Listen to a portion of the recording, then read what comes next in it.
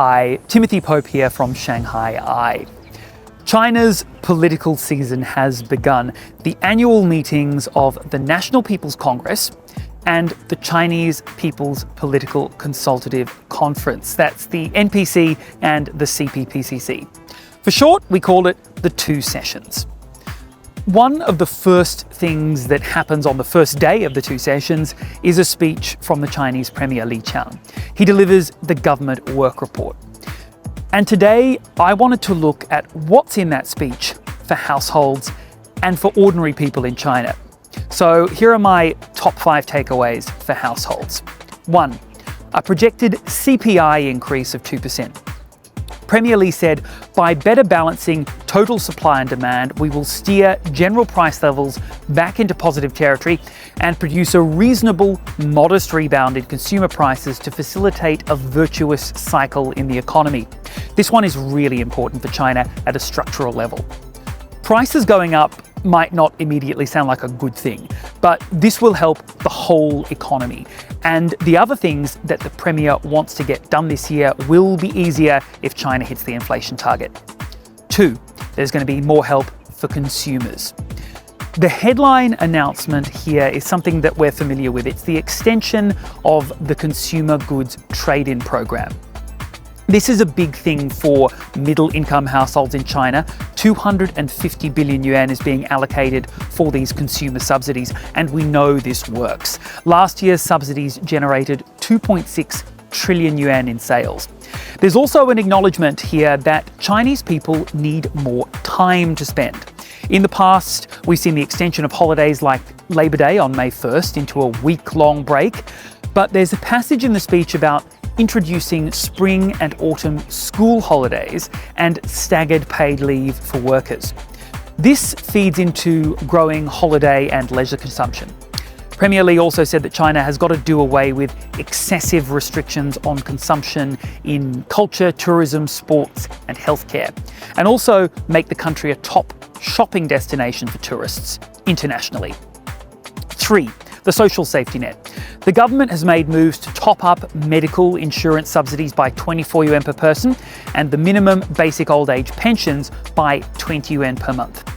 There will also be a new voucher scheme for elderly care services, an expansion in childcare subsidy programs, plus improved maternity and paternity leave, and also housing support for first-time married couples and families with children.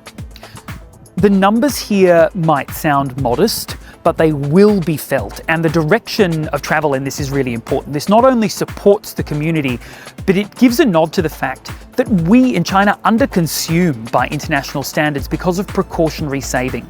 China has a lot of just-in-case money sitting in household bank accounts. This might help to unlock some of that. 4. Housing. There was another step up in what we heard from the government on stabilising the real estate market. For most Chinese households, their home or their apartment is their biggest asset. There's going to be more action from the government to draw down existing stock of what they called commodity housing, unsold stuff, and turn it into government subsidised housing, getting it off the commercial market and reducing supply. There's also going to be more support for first-time home buyers and for young families seeking to buy homes.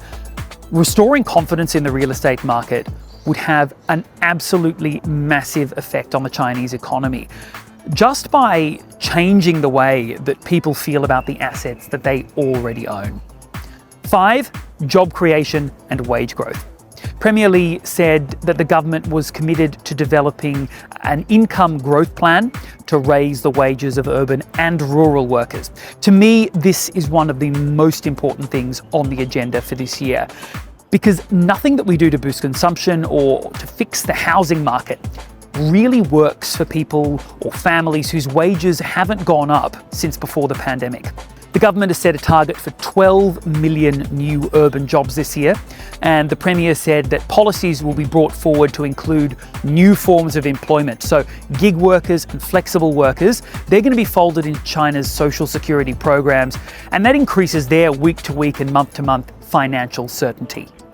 Wages were one of the government's main targets for 2026. Premier Li said personal income growth in step with economic growth.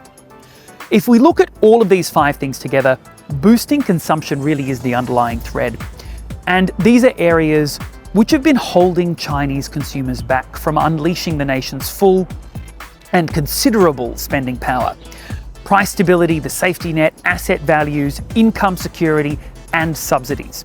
The government work report is tackling this issue from these 5 angles, with potential for really meaningful impacts for households. The government work report is one of the most closely watched speeches of the whole 9-day event. During that speech, Premier Li also spent a lot of time talking about the next 5-year plan, the 15th 5-year plan. I've already done a series of videos on that, so check those out if you haven't already. We're going to continue covering the 2 sessions and break down the big announcements for you throughout the political season. So stay tuned. We'll see you next time.